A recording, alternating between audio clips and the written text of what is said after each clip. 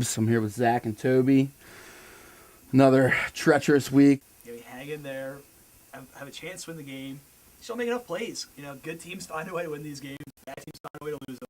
It's pretty evident which kind of team we are at this point in the season. Yeah, we've been saying that all year. The difference between a good team and a bad team is just one play. Ravens can't make it.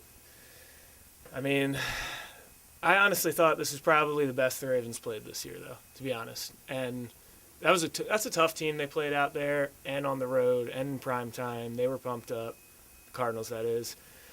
And they fell short, but I was actually okay with the performance they put out there this week. The team can't tackle. They're not good, but coming down to the last play in Arizona against that team this year, I can respect that.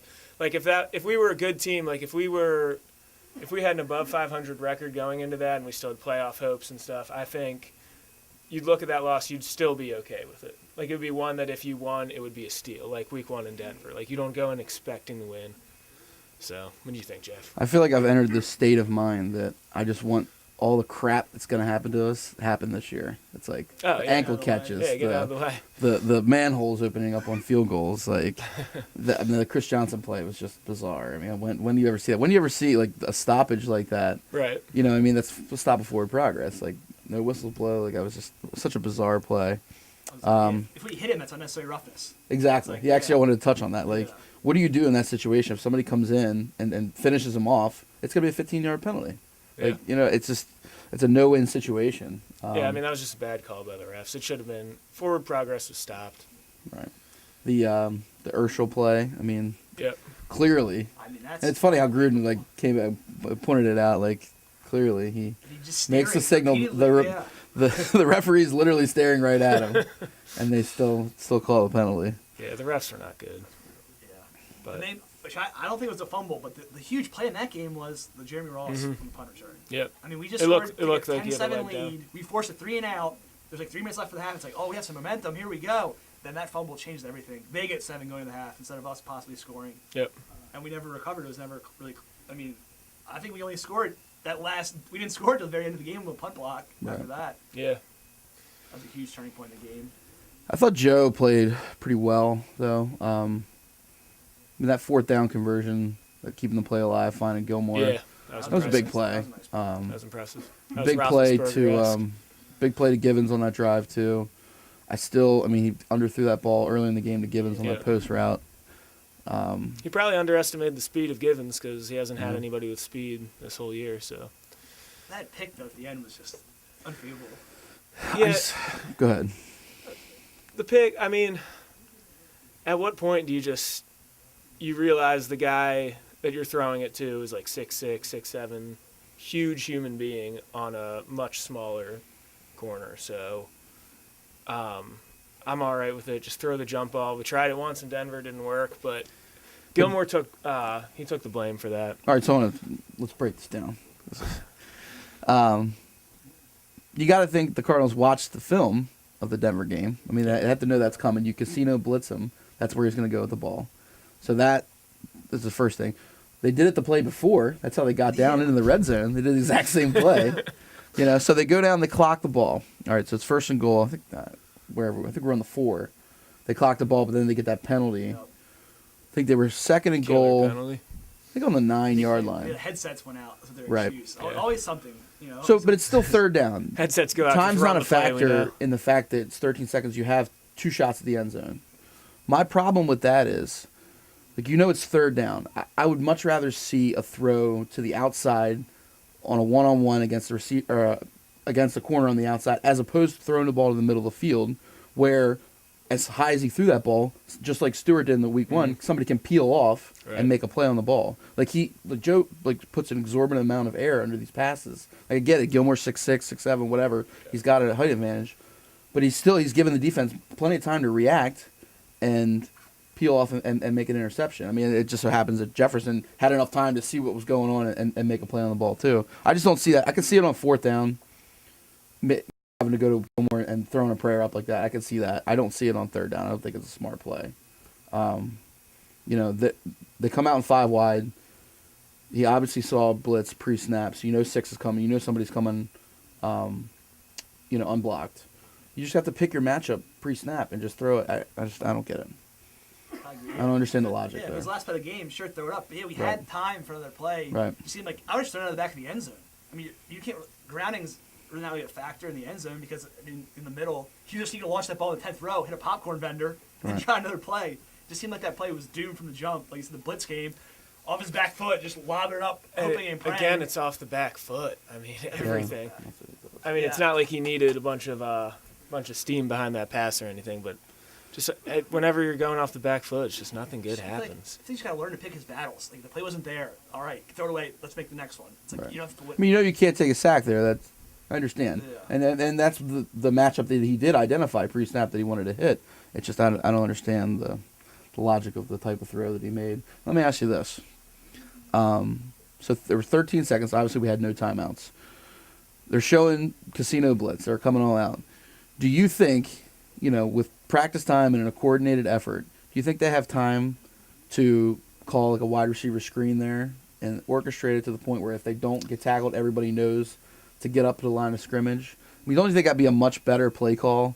No. You don't think so? Not with 13 seconds, no timeout. I mean, you figure you got 6 guys coming all out. But we've seen, there's just no... There would have to be in this situation, but there's just no hustle with the clock with this team. Well, that's what I'm saying. And It they'd would obviously take a lot of orchestration, but Yeah. They've proven to me that they're just bad with the clock. yeah. And I wouldn't want... I'd be... I think that would be a good play call. But yeah, I don't have any faith. We couldn't even get lined up for the play beforehand. Yeah. I guarantee New England could pull that off. Right. It's funny too. Like we had a lot of time, and time ended up being kind of a factor Yeah. because they couldn't do that. Like Even you can see Matt Ryan is great for this. Like Brady, like you give them 40 seconds and they'll get done Yeah. what we had like a minute and 50 seconons to get done. It's we like still they're- basically didn't have enough time. It's like when they came up to the line to spike the ball. There's just no hurry in any of them, and I don't know why. It seems like that every time there's if we have a drive going in the end of the half or something, there's just no hustle. Like they'll just let the clock go down to 15 seconds for no reason. So another frustrating loss. Frustrating, very frustrating. Home against the Chargers this week. Well, I should say it's funny that I felt like our defense played a lot better. Then you look, it's like, well, we have over 400 yards, 26 points. That just shows you how better defense has been. I thought defense played right. okay. They didn't give up the 30 that probably most of America thought Arizona was going to drop on us. I was reading some stats. Ladarius Webb had one of the lowest grades of any cornerback across the NFL last week, mostly because of 3 missed open field tackles he had. But Jimmy Smith gave up 2 touchdowns. Ladarius Webb used to be such a great tackler. I mean, I don't. The injury is just he's just a shell of himself. It's sad to see. It was just so promising early in his career. Yep. I thought Treese Wright actually played okay for a second. It seemed like they weren't picking at him quite as much. He gave up. He was thrown out, I think, 4 times. He gave up 3 completions. Jesus. So guess not. And as a group, the 3 cornerbacks. I might mess this stat up a little bit, but they gave up in man coverage. I think they gave up 8 catches for 150 yards, which is just bottom of the barrel for corners. Our cornerback play has been embarrassing. Bottom line is it's been awful. I don't even know if he had a sack, but Demerville's in the backfield all game long. So Yeah. I see that from him. He's kind of been struggling. It's just hard when you get the pressure from one side. If you don't get the pressure from the other side or any interior push, it's almost for naught. I mean, the quarterback knows he steps up in Dumerville's direction underneath of his rush, and without that Robin, the Batman isn't as effective. Well, Dumerville is Robin. So without Batman, Robin's not as effective. Well, you're talking about our last play and the interception. How terrible was the Cardinals play calling late in the game? That game should have been over with. Throwing passes and running out of bounds. Yeah. It was very bizarre to me. Yeah, that was really strange. Why would you call a pass there? No, Bruce Arians is a Yeah, it's like I understand being aggressive. arrogant but prick, that was and that means you know what I mean. Just he didn't have the He thinks he can Kangol throw on the either. ball I guess all he the didn't have his time. Kangol on. He wasn't thinking properly. I don't know. Well. You just had the regular hat on yesterday. But it's just run the ball 3 times and punt. It's like you think we're gonna go the length of the field with there have been I think 30 seconds, 40 seconds, but they gave us giving away time. Right. Very weird. Yeah, well, they probably just know how bad our clock management is. They just don't care.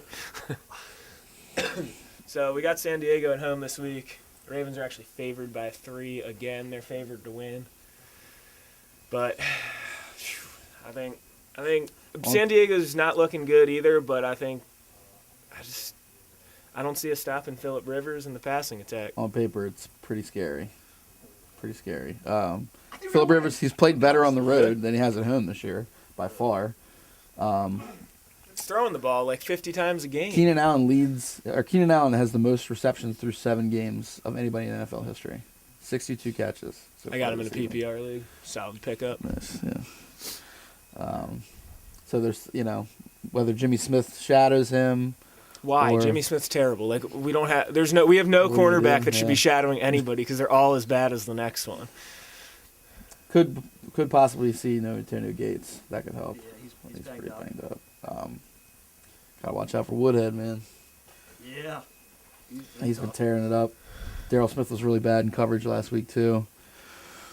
It's tough. I mean, if to get the extra pressure, they have to send Mosley, and that leaves Darryl Smith on an island covering backs, and he hasn't been able to do it. Maybe the age is catching up to him a little bit. I mean, I don't know if I bumped my head or something, but I actually feel good about the Ravens this week. I think we're going to win. I think it's going to be a lot of points scored. I just think two tough losses on the West Coast, coming home before the bye week. I think we're going to get a good effort. This Chargers team, they can score points, but they're a bad football team. We saw that last week. I mean, Oakland just destroyed them at their own place. Yeah, Oakland was up. Huge. Also, you got the West Coast team playing at 1. And last year we let them off the hook. Remember, we had the Chargers beat last year, let them off the hook. I feel like we always have a tough time with the Chargers for whatever reason. I think we're in good shape too. I think the Chargers are last in the league at stopping the run, so they will be able to run the ball on them. And they've got a bunch of offensive line. Yeah, problems. the Chargers have been bad against the run. I like with Monroe and KO. If they're going to play, I mean that's a big loss if we lose the whole left side of our line. Yeah, definitely. Monroe, I think, has been a giant disappointment. He hasn't lived up that contract at all we gave him. The line in general, I think, has been about average this year. I thought this would be like one of our biggest strengths. Yeah. The line, they're just going to maul people. It was last year. Yeah. 2 years ago it was awful with Ray Rice getting the 3.1 yards a carry or whatever it was. Last year was incredible with Forsett leading the league in yards per carry. This year it's been kind of average. It just goes to show you, like, it's all connected. Like, you don't have talent at wide receiver, therefore the defense can always commit that extra guy to the box, and now your running game isn't effective. It's just it all trickles down. Yep. And that's what, like, people want to just pinpoint. People want to just like pinpoint one individual out there, like on offense, who had like a bad game or something. Like, everything's connected. Like, if Joe, like, people want to get on Joe if he throws an interception. There's just so much more than just. Most of the time, like, Joe has made bad decisions where he just throws it to like to a cornerback who's just standing there, but most of the time there's just so much more that goes into it, and it just all trickles down from us not having the right pieces at the right place. And I agree that. Yeah, it's all factors. Like you said, like, it goes from the injuries to Ozzie missing draft picks to everything connects. But I do like Joe's played bad this year. I don't want to make like excuse for Joe. Joe's played bad this year. Here's a stat for you. Fourth quarter, Joe Flacco's QBR is 18.8, the fourth lowest in the NFL. He's not getting it done crunch time. No, he's not. But yeah, I mean, I'm a Flacco apologist. I'll just keep going back to, like, look at the team around him. Yeah. The fact that they've been able to score as many points as they have with the players they have on that field on offense, I think is actually pretty remarkable. Yeah, all 6 losses, they've had a chance to either tie or win the game on the last possession. They have bad players on offense. Bad players. Even our stars, Forsett was a 6th round pick. I mean, great player, but he's like our star. One of our stars on offense is a 6th round pick. I mean, and not even of ours. Yeah. But I don't want to put too much blame on Joe, but I don't also want to trash the whole supporting cast. It's like, Joe's the quarterback. He's he's a part of the problem. Yeah, you get credit for the wins, and you take the heat when you lose, and we're losing. I saw a stat where he's 5-13 on possible fourth quarter comebacks in situations. Since when? I don't know, his last 18, I guess. We've seen a lot of games this year end with him throwing the pick, making right. that throw. I mean, yeah. It's a tough time in Baltimore. It is. Now, do you think there's some chatter that some of the fans are going to come out booing this team this week? Do you think that's going to happen? I hope not. I really do. I hate to see. There's nothing more frustrating than your team starting out 1-6, but you still got to support them. You support them through the wins, support them through the losses. It's not like don't boo we're 'em. the Raiders or the Jags. We're a constant loser. Yeah, it's not like there's somebody where I don't know. It's not like there's somebody who's done something like to offend the fan base. Like that's kind of a different story. But if you just have a product on the field that just isn't good, you got to live with it. Yeah, I hope they don't. I wouldn't think they would. It's just we've had so much success over the years. You hope not. They'll have a couple idiots out there trying to get people riled up. But people are making it about them. These games, they'll get attention. Yeah. I don't like when I do. I am a fan of the boo for the half. When you have a bad first half, boom, the halftime locker room. I'm a fan of that. Do that a lot. But just a boo right out of the gate. That's a Bush League move. All right, we are the Charm City Wire Show. We will be right back. The most interesting men and women in Hartford County can be found at Main Street Cigar in Bel Air. Visit Main Street Cigar and shop quality tobacco products. Actually, over 100 types of tobacco and a huge selection of top brand cigars. Over 2,000 pipes plus pipe racks and all tobacco accessories. Lounge back. Talk business, politics, or fun in the smoking lounge. The only one in Hartford County. This week, discover Main Street Cigar at 2217 East Churchville Road in Bel Air. Open Monday through Saturday 9 to 10 and Sunday 10 to 8. Call anytime at 410-734-4494. Stop in and join the most interesting people in Hartford County at Main Street Cigar in Bel Air. So, all right, we're back at the Charm City Wire Show. I'm Babes. I'm here with Zach and Toby. We got a new New little game coming up. New segment. Zach, why don't you go ahead?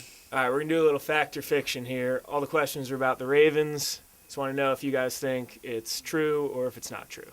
So the first question is, will the Ravens get a top 3 draft pick? Toby, No fact way. or fiction? It's false. Okay. I mean, we're not good, but top 3, there's a lot of bad teams out there. They're sitting at number 2 right now. Yeah, but our schedule to the second half, a lot of home games, a lot of winnable games. I think top 10 for sure. Yes, well, yeah. I mean, maybe like not top, I don't know, 6, 7, 8, somewhere in that range, I would think, but not top 3. Babes? I'm also going to go fiction, but I think it could be like 4 or 5 when it's all said and done, which is a shame because this year's draft class isn't as strong as in years past. There's not those. I mean, it's still early to tell, but you can't like zero in on a couple blue chip prospects yet. I mean, and just so happens that this is the year that we're going to be in the top, 5 or 10 of the draft. But yeah, I'll also say fiction. I'm going to say fact. I think this team, I just have zero confidence that they can put a win together right now. I mean, I think right now, I think it's a 3-win team. 3 wins? If we're lucky. I mean, What games? What do you have us winning? Jacksonville? Jacksonville at home. I'd love to think We almost lost to Jacksonville I think, last year. I think we lose to Jacksonville, to be honest. Come on, I actually like Jacksonville a lot. I disagree. They're better. They got Jacksonville's talent on offense. They have a lot of talent. But I'd like to think we beat Cleveland. I'd like to think we don't lose twice to Cleveland this year. But who knows? They're on Monday night? I don't know. If we lose twice to Cleveland, I'm just gonna jump ship, and just pull one random. We got to pull one random other win together. I don't care who it is, but I think it's the 3-13 team right now. What do we have? 6 games left at home. Yeah, but we've proven we can't win at home either. I think we're probably win 2 or 3 home games. I think we can beat the Rams at home. I think there's no chance we go Chiefs higher at than home. 5 wins. We're not getting more than 5 wins. I don't know. You think we can go over 500 from here on I out? think 5-11 is about right. That's about right, actually. So that would put us at what, 4-5 the rest of the year? Maybe 6-10. 5-11, 6-10. You think 6-10? You think Their schedule's not very we're gonna hard. go? Yeah, but we're not very good. I'm not asking us to run the tables. I'm saying I think we can win a few games. All these close games, we're not going to lose all these close games every week for the whole We season. have so far. If it wasn't for a terrible, That's what I'm kicker, saying. we'd Let be- this be the season. Let this be the season. We lose all those close games. Ravens At are this winning point. this week. I don't know if we're going to cover. I think it's going to be a tough game. Ravens are going to win this week. That's lock it up. They're going to We're win. laying 3. John Harbaugh's 3-6 against the spread coming off a Monday night game. I have confidence. It's a weird. I don't know why. We're terrible. Although I know we're terrible. but the Ravens I at hope home in you're right. November are 21-9 against the spread. So All right, next question. Will the Ravens draft another wide receiver in the first round this year? There's been a lot of talk about that. Toby? I don't know. I mean, I would say fiction because we never hit on these guys anyway. That's second round. We never hit on these guys anyway, so I hope we avoid it. I think we're in a position Jury's now. still out on Perriman. Just best player available. yeah, I would say fiction as well. I mean, you look at the top of the draft, Laquan Treadwell from Ole Miss is probably the top prospect right now. Pitt's got a guy too, Tyler Boyd, which I watched him last week. He's actually really impressive. They were playing him at running back. They were playing him, in the slot out wide. The guy does everything. But I don't know if he's a top 5 if we're picking there. Yeah, I mean, you got to see, you got to think after the bye, hopefully they can get Perryman on the field, see what they have out of him. Plus, there's so many more holes. I mean, I think pass rusher and corner are going to be much more pressing needs. I'm going to go fiction also, not just because, or pretty much only because of where we'll be drafting. I think we'll be drafting too high to take the best wide receiver. The Ole Miss guy, I think, is projected right now to be the first wide receiver taken somewhere between like 10 and 15. I don't think we're going to have a pick that low. So, I think a lot of the top guys are pass rushers and offensive line, and there's a lot of left tackle prospects. I honestly would love to see us take. Situations. Yeah, I'd love to see us take a left tackle if we can dump Monroe's contract. It's going to cost. I mean, then you're talking more dead money. Yeah. I mean, you don't have to start. Yeah, I mean, you don't have to start him right away. But although you would think if it's a top 5 pick, you would expect that. But I'd love to see a guy like when the Browns got Joe Thomas, like that would be incredible if we could pull that off. But also pass rusher too. There's a lot of good ones at the top of the draft, so I can see us going there. All right, the next one is the Ravens make a trade to acquire more draft picks before the deadline. I'm talking like there's been talk about trading Steve Smith, Gilmore, that kind of thing. I think they put the Steve Smith to rest. He basically said he's not gonna go anywhere. He would retire. Yeah, I'm not gonna. I think that's a fact. I think there's guys that would be available. I think if they could move Darryl Smith, I think they would trade him. I'm trying to think of other pieces. Like, I don't know who anybody would want on our team. It's like at this point, it's not like we have an extra running back. Marlon Brown. Our receivers are terrible. I mean. Yep. Yeah, I don't see it. I mean, the only thing I would see is a linebacker. I mean, if somebody like desperately needed like a run stuffer and they put Courtney Upshaw on the block or something, I mean, he's a free agent. I don't know. Yeah, I would say fiction. NFL trades are still kind of rare, even though the Ravens have done a decent amount in recent years, but they're still kind of rare to see a lot of trades in season. And I agree, the Steve Smith's our only really trade piece, and he wants to stay here. Yeah. And it kind of looks like, I think there's a good chance he might come back next year. I think he's under contract for next year. And he's playing well. I can see him coming back if he was avoiding the question last week. So I don't think he's coming back, but I'll give him like a 10% chance to come back to change his mind. He looks so good. Like he's so good, and the team is so bad. It's just the worst way to send him out. How competitive he is. I don't think he wants to go out this way. If he's still playing good, and we have a terrible season, I can see him trying to come back. Right, like even if we finish like 8-8, like from the get-go, I feel like he'd probably be like, all right, whatever. It didn't happen this year, but to start 1-6. He had a decent game, and Patrick Peterson was shadowing him for the most part, and he was still getting open. And still. Also, I mean, you got to think just in terms of picking up more catches and numbers. I think he's a borderline Hall of Famer. Yeah, that's true. Yeah. I mean, there's strong season. He is a borderline Hall of Famer. Numbers. Yeah, that's a good point. He might want to just pad his stats a little bit as well. Yeah, one more year. All right, next one is the Ravens make at least one big free agent signing this offseason. Fact or fiction? I think that's a fact. I think they have so many holes that they need to do something to make a splash, whether it be, and it's probably on the defensive side, whether it be a pass rusher becomes available or a mid-level veteran cornerback that they can rely on. They got to do something at safety, too. Let me ask you this, not to get off topic too much, but what do you think about moving Webb to free safety next year? Well, he can't tackle. So there's that. I don't know. I mean, I'm up for anything to try to, resurrect his career. I mean, he's not getting it done. It's worth a try, I guess, at this point. I don't know. Another problem is what other corners do we have on the roster to replace him? Well, no, you have to. The draft needs to be. It was kind of shocking last year how he didn't really put. What was it? I think a 4th-round pick. Yeah, one corner, the 4th Trey Walker, who made an appearance, I think, last week. I think he got hurt. Solid pick. Sounds about right. He'll fit right in. All right. Toby. What was the question? The Ravens make at least one big free agent signing this offseason. I would think so. Yeah, that's fact. Like so many holes, and the fans are being in an uproar. I feel like you have to do something. You know what I mean? I think it's a pretty talented free agent class. Well, you got some big wide receivers too. Like Alshon Jeffrey will be a free agent, I believe, right? I'm pretty sure Jeffrey's. Yeah. But I think it's a fact also. I don't think we get a big free agent wide receiver because I think it'll cost too much money for a skill position, and that's not really the Ravens' deal. But I do think they get. Can you imagine though if we had if we had a compliment to Steve Smith right now? It would be incredible. It would be incredible. I mean, Alshon Jeffrey's the type of guy Joe's never had. I've been saying it for 8 years, that he's just never had a guy you can just throw the ball up to make plays. Everyone wants to pretend like Bolden was that guy, which is a joke. Like, I'm talking like a 6'6", 6'7" type of guy. These guys don't grow on trees. They're hard to get these players. Yeah. No, you're right. But when you look at the Bears, who have 3 of them, or who had 3 of them last year with Marshall, Jeffrey, and Bennett.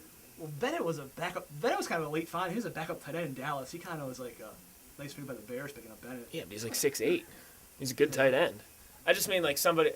I mean, we have a tall tight end too, but I just mean like an athletic, tall guy. Like, I don't know, someone kind of like Darren Waller, just like more refined. Just not a 6th-round pick. Shots, man. The guy was playing like a demon on now special he's teams. hurt. I know. Now he's on IR. Yeah. He got hurt. He's on IR for Yeah, he made that hamstring. great play on special teams. But every week he's the guy down there, first guy on coverage. Like, Yeah. you know, give the guy a shot, man. I think especially with Harbaugh, the way to Harbaugh's hard is special teams, man. The guy's excelling on special teams. Give him a shot. Yeah, And it's just it was nice to see Zachary Orr had a sack last week. Yeah. That's a special teams ace. Nice to see him make a play on the defensive side of the ball. I think Waller has potential, but I think he's he just doesn't look ready yet to be a. Yeah, he's a project. Like even like emotionally, I just feel like he's just not. He doesn't have that confidence yet. No. All right, and the last question I have, we sort of touched on it. Ravens get to 5 wins this year. You said yes. Lock it up. I'm saying no chance. 5? I'll say there's I'm a chance to hit 5, I'm but gonna I call don't. that a push. I think they hit 5 wins. Okay, so yes, you think they do. You think that's Yeah. fact. I'll say fact. Yeah. All right. I want to. Should we do? Do you think Perriman will play this year? No chance. I think so. You think he's going I to play think this he'll year? play. Yeah. He'll play. I just don't think there's a reason to. Well, the only reason I guess would be to see what you have in him. Yeah, you got to gain experience. I mean, otherwise, he comes in next year with no experience, basically like a second rookie season. Yeah, I think it's already a lost season, but at this point, like, get him on the field and see what he do. You know, how long can a PCL strain keep you out? I guess I don't. Yeah, I'm hoping like the last month he'll be fully healthy and get a few games under his belt. Just get his feet wet, get a little. You got to see what you have. Got to get him on film. I don't think he'll be fully healthy this year, though. And if he's not fully healthy, then there's no reason to play him. But I think he'll be recovered. Yeah, I mean, if he's fully healthy, send him out there. I doubt that they've carried him this long by not putting him on IR. It's a huge roster burden to have a guy and not have him always been inactive every week. It handcuffs you, and the logic is they have to have him play this year. And they even put him on the IR designated to return. They could have used that, right? Or the PUP. Harbaugh thought he was going to be back the next week. Yeah. Earlier this week. Well, I thought he was going to be out a few days of training camp. That was some shady deal in there. Will Pitta play again? Ever? I want him to so bad. I don't know, though. He shouldn't. I'd love for him to. I mean, not this year. I don't want to see him back this year. Jeopardize his career and life more, but yeah, I'd love to see him back just because of, I don't know. I mean, just the connection him and Flacco have was great. But like we brought up last week, what roster spot is there for him right now? Like, where does he fit in? Got 3 tight ends who we're not getting rid of. Which is one of the bright spots of the team this year. Nick Well, Boyle making big plays. Like, Gilmore I'd like to see Williams stay healthy a little bit more, but I see potential in him. Like, I like our tight end group. Yeah, I said coming out of this draft, I thought Max Williams would be the best player in the draft that we got, and I mean, obviously hasn't showed up yet really to make any plays, but I think he still can be. I think he still has that potential, and I think he's very athletic, and I think he'll be like similar to Todd Heap when it's all said and done. A little more athletic. A little more athletic. Toddy was a player. He was a player, but I think Max Williams is a player. Stud. You see him hurdling defenders in the preseason? Toddy, it's funny looking back. Like, he was like our leading receiver. Those teams were so bad back when Toddy kind of played for us. I mean, talk about quarterbacks dark period, like 04, 05 seasons, like some brutal teams. Yeah, they were. And we might be joining them. The Angels of history this year. Are we set for another lapse for like 5 years of losing? That'd be the most depressing thing ever. I don't think so. I don't think so either. I think this team gets back. But All right, let's take a break. We are the Charm City Wire Show. The most interesting men and women in Hartford County can be found at Main Street Cigar in Bel Air. Visit Main Street Cigar and shop quality tobacco products. Actually, over 100 types of tobacco and a huge selection of top brand cigars. Over 2,000 pipes plus pipe racks and all tobacco accessories. Lounge back, talk business, politics, or fun in the smoking lounge, the only one in Hartford County. This week, discover Main Street Cigar at 2217 East Churchville Road in Bel Air. Open Monday through Saturday, 9 to 10, and Sunday, 10 to 8. Call anytime at 410-734-4494. Stop in and join the most interesting people in Hartford County at Main Street Cigar in Bel Air. Charm City Wire Show. Talk a little baseball now. As we stand right here, airtime. Kansas City's up 2-0. Series going back to New York. You guys give any chance to the Mets? I thought Game 2 was a must-win for the Mets because you have your stud ace out there on the mound, and Cueto's been really weird this postseason. He's had two great starts, and I think it was one just awful start and one another bad start too. I thought Game 2 was an absolute must-win for the Mets. I still give them a chance. I mean, they're pitching so good. Syndergaard's a stud too. I mean, if they get Harvey back out there, he's a stud. And I like Steven Matz, too. And then you never know what can happen if you have shutdown pitchers. But I thought it was a real missed opportunity in Game 2. I wouldn't say it was a must-win, but it was as close as it gets, pretty much. I mean, 2-0 is bad, but 3-0 is a death sentence. 3-0, yeah, definitely this one's a must-win. Sure. I think it's got a shot, though. I mean, Billy Joel sang the national anthem for Game 3. You know, the local boy. The national anthem in Game 2 was terrible. I didn't even hear it. Yeah, it was awful. It was so drawn out. I think it was Sarah Evans, a country singer. It was just so drawn out. She's wearing these. She was hot back in the late '90s. Wearing these weird pants. Well, she looked like she was dressed in the '90s. Yeah. She had like some weird flare bell-bottom things on. I usually don't catch the anthem, but I'm gonna make. I don't either. Viewing now. I'm gonna make sure I get on the TV a couple minutes early to see that. I hope they make it interesting. I mean, I hope they win a couple games in New York. Right. But yeah, I mean, it seems the Royals just that team. They just win. They have They have this postseason formula. They got the and it's weird defense and the bullpen, and they don't strike out. And it's weird because their starting pitching is not impressive when you look at it on paper. But Cueto showed up in Game 2. Volquez showed up in Game 1, despite the and the big hits and that Gordon home run. I mean, that guy Familia is nasty, and he just it's a bomb to center like that. Like they just come up. With it was something like his first blown save since July or something like that. It's crazy.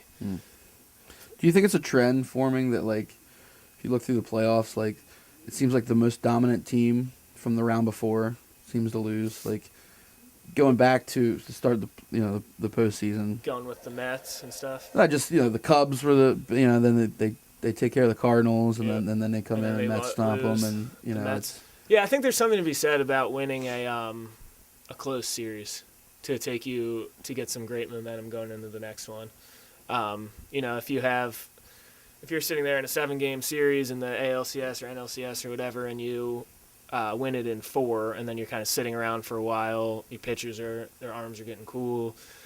I think that can hurt you, and I think the reverse. If you go into a 7-game series, you get some like crazy win, walk off, or something like that. Your team's just so juiced up, ready to play, ready to go. I definitely think that. And, I mean, you can look back last year. The O's just dominated the Tigers in that in the ALDS and then got swept in the next round. And then the Royals dominated us, and then, I mean, they didn't look bad in the World Series, but they lost.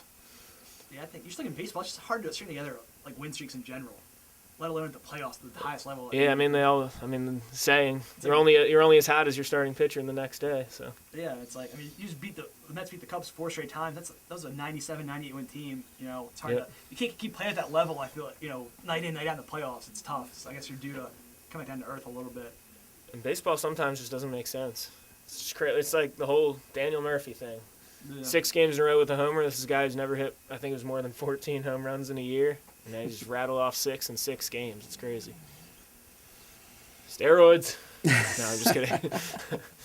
So, some rumblings in Toronto. Is a job opening now? Toronto's GM walked away.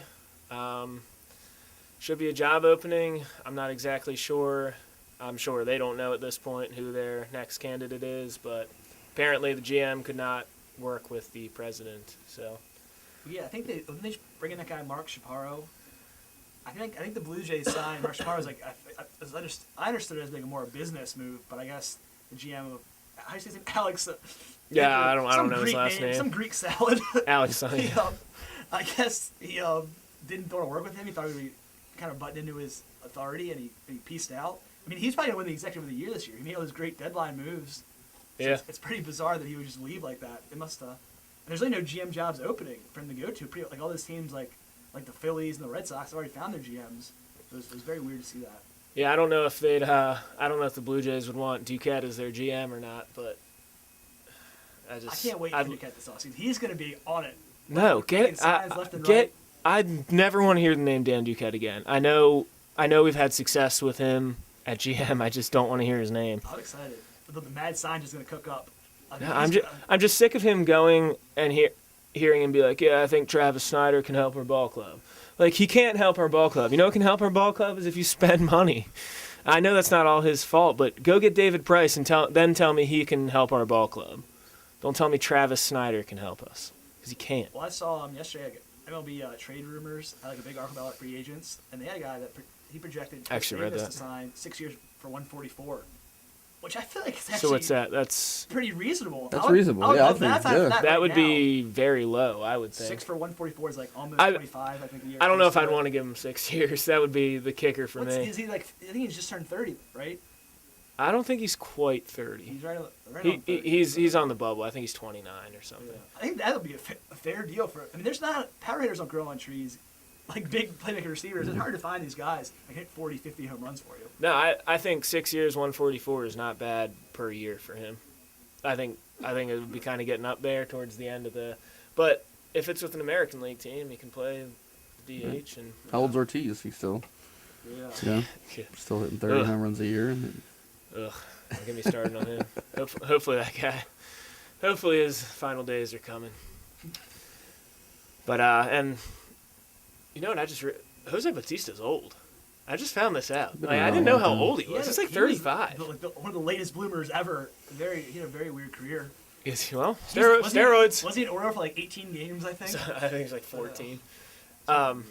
Yeah, but, I mean, those two guys do show you that, I guess if you sign Davis long term, he'll be 36 or something when the contract is up, and you can still hit for power at that age, I guess.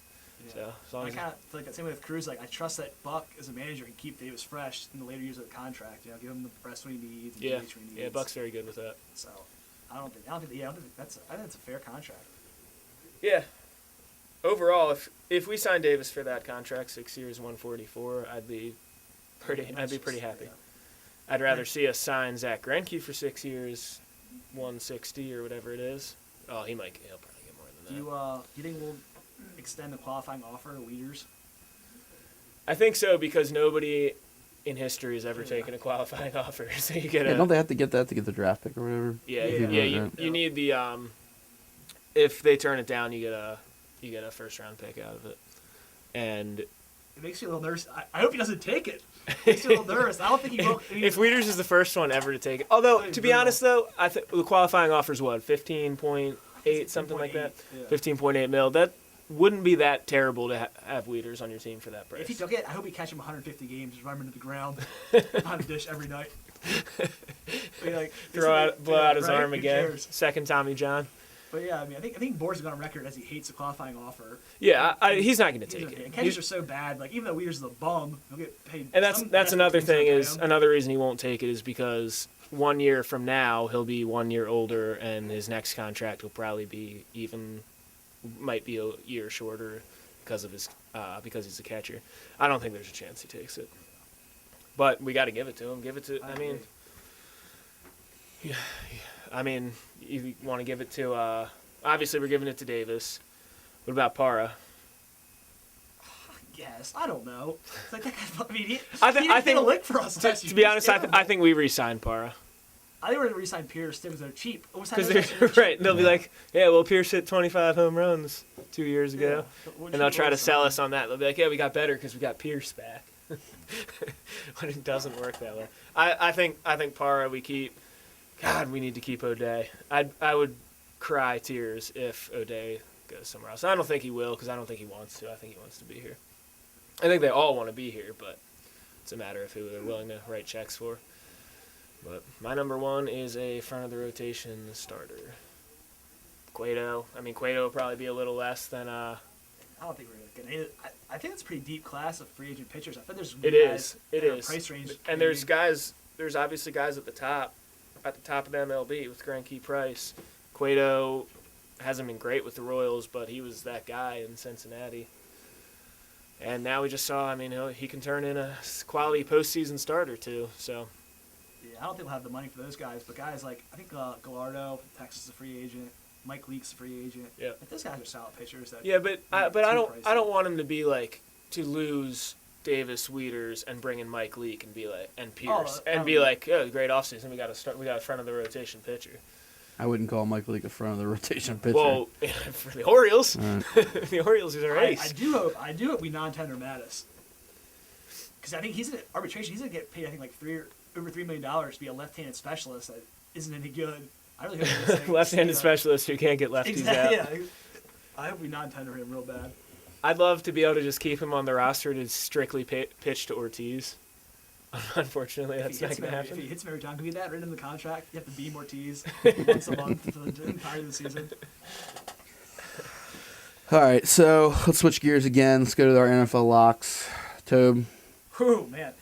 This paper is flame retardant. That's how hot my picks have been. Like, it's still hot to the touch. 6-0 last 2 weeks, 12-3 last 5 weeks. I mean, that's elite handicapping, folks. It's good stuff right there. Personally, I like Pittsburgh. They're getting a point at home against the Bengals. I think Roethlisberger's going to play. That team, that's all dependent on Roethlisberger. That is a play. I think, and that offense is scary with the weapons now, with Bell back and Bryant back. I just think it's Cincy. I think they're due for a loss. Andy Dalton's due to Andy Dalton. You know, he's been good to them. Don't talk about your future MVP like that. I'm hedging against Andy Dalton just playing perfect football all season long. It's happened so far. He's been incredible. Nope, I'm going against Dalton. I mean, also here's some stats. I know these stats, Zach. Pittsburgh last 10 against Cincinnati, 8-2 against the spread, 8-2 straight up. Pittsburgh owns Cincinnati, so I like that. But it's a different Cincinnati team, but you're right. I like so far, I think. And then I don't like the road favorites, but I like the Jets laying 2.5 at Oakland. I feel like the Jets, they played tough last week against the Patriots. I think there's more physical, more well-rounded team than Oakland. You know, Oakland looked great last week. I think they might have a letdown a little bit. And here's that for you too. Oakland, after winning as an underdog, their next 11 games after that win, they're 1-10 straight up, 1-10 against the spread. I think Oakland falls back down to earth. Jets win. Yeah. Plus, the Jets are actually pretty solid this year, and that would be 2 losses in a row. Pretty much, if they don't cover that spread, they pretty much lose. It's I think 2 points or something. But yeah, I don't. They're good picks. I know they're good picks. I know. You have to take into account too. So the last 2 weeks, Vegas has won pretty well in the top 6 bet games. I think last week 4 of the 6 didn't cover, so it kind of could be on a par for a favorites week this week. So you gotta watch out for that. Well, I'm glad you said that because I picked 3 underdogs. I've been cool lately. I've been cooling off. But I'm gonna be hot again this week. I like the Chargers over the Ravens. Until the Ravens prove otherwise, I'm picking against them. They can't be trusted. I know the Chargers aren't good. We already talked about it, but they're just anybody right now is better than the Ravens.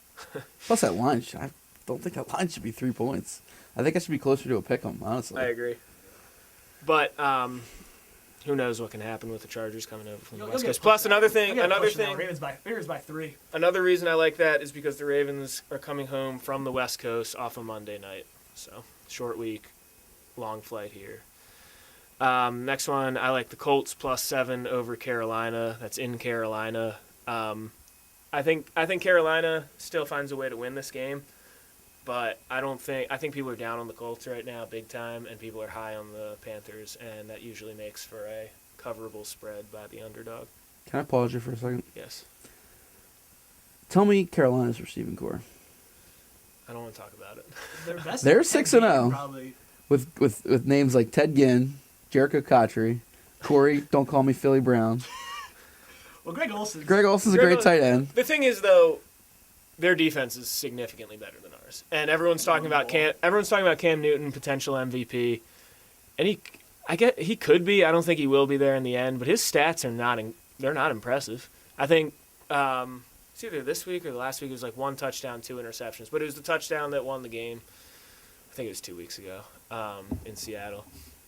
But I'm just saying, people can cry all they want about lack of weapons. You're right. But that's what happens. But Doesn't seem to be hurting Carolina. That's what happens when you have a good defense, though. Yeah. They have a shutdown corner. Let's just say they might cover. I don't have a feel in this game, but you said people are down. The Colts suck. They should be down on them. No, the Colts team is bad. I completely agree. They're terrible. But I'm saying normally, I feel like the underdog can cover in that situation when it's a big spread because people are probably too high on the Panthers, too low on the Colts. People are emotional. I think it meets in the middle. My definite lock of the week that I love is the Browns plus 4.5 over the Cardinals. That's in Cleveland. The Cardinals coming off Monday night, traveling to almost the East Coast, and I think the Browns keep it close. McCown's status is up in the air, but I think the Cardinals have kind of I think the Cardinals win. I just think they'll have a not letdown game, but like a little not their best game this week. So I think the Browns. I think Cleveland has enough offensively to be able to hang with Johnny everybody. Football out there is basically a done deal. I don't know. We'll see. Yeah. He laid an egg last week, but Travis Benjamin's been a big playmaker for them. Yep. Yeah, but they're saying Patrick Peterson will be on him. I do like that guy Duke Johnson getting more involved in the passing game.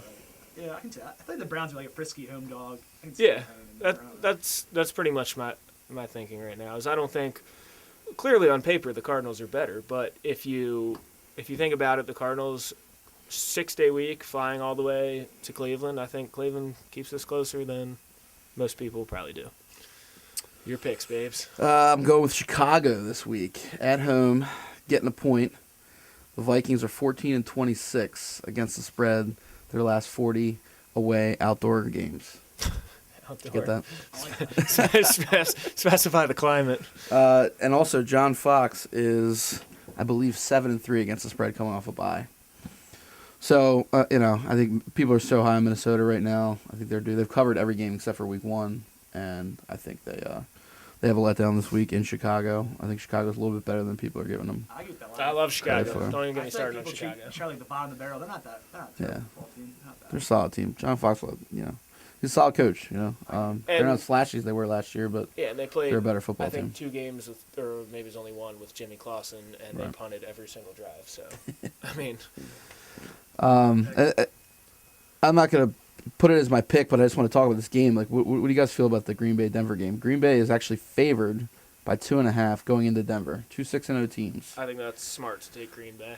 You think? Yeah. It's bizarre because my head wants to say grab the points at home. Like Denver's great defense off a bye. Then but I've seen Peyton Manning play this year and just look like a different man, like an old broken down bum. So it's very tricky. Yeah. See, the thing is, nobody's really talking about how good the Packers defense is.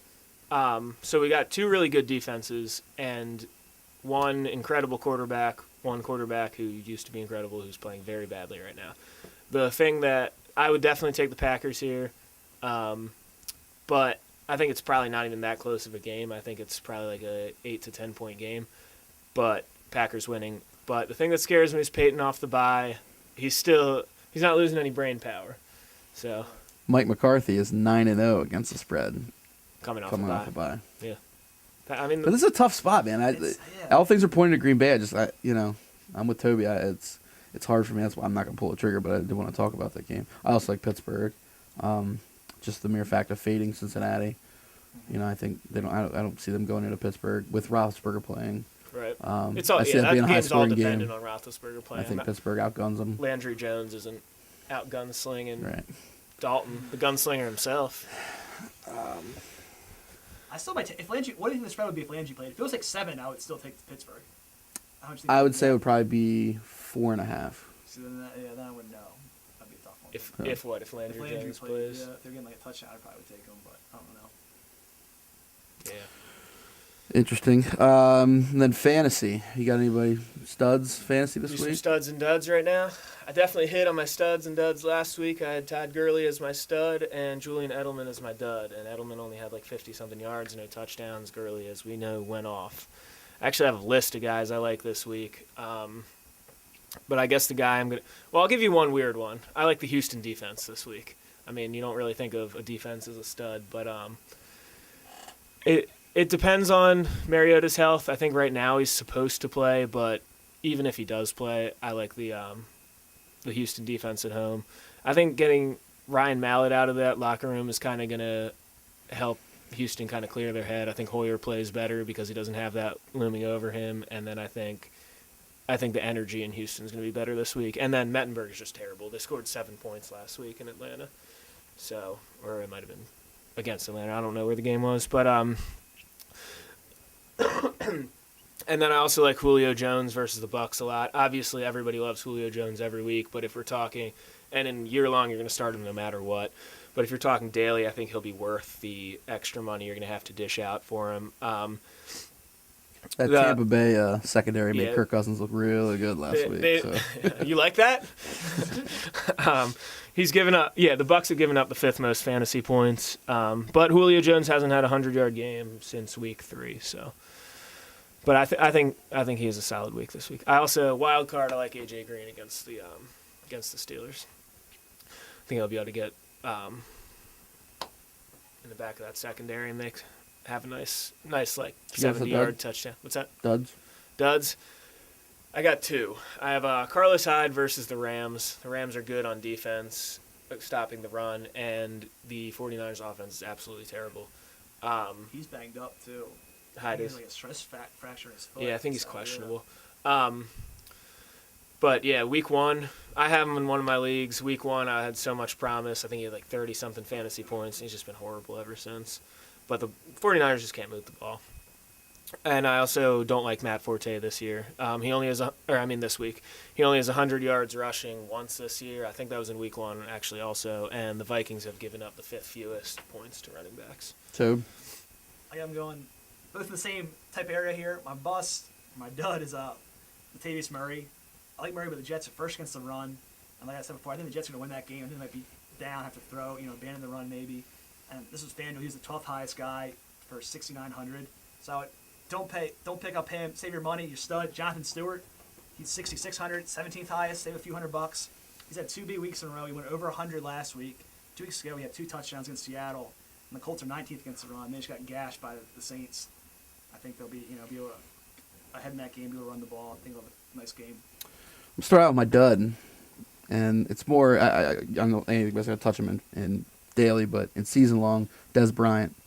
Is he playing? He's supposed to play. Everybody's been holding on to him they're dying to play him. He's facing Richard Sherman this week. Richard Sherman gives up 0.12 fantasy points per route run. Per route run. So that's pretty low. Plus, I just don't see him getting the ball. Yeah, but who's he facing? One Castle's pitching. Right.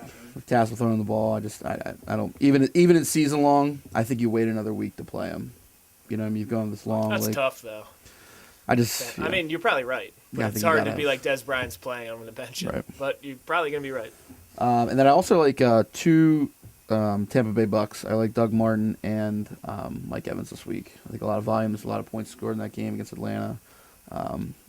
Vincent Jackson's probably going to be out, so Evans sees the lion's share of targets, and people can move the ball in Atlanta. They stiffen up in the red zone, but I feel like there's going to be a lot of yards. Titans put up 7 last week. A lot of yards. Against that Falcons team. Ugly football game. Ugly game. That was the worst game ever. Not the norm. So I like those 2 guys this week. And Evans got on track last week again, too, so he's trending in the right direction. Yeah. So that'll do it for us this week. We are the Charm City Wire Show. I'm Babes, Toby, Zach. We'll see you next week.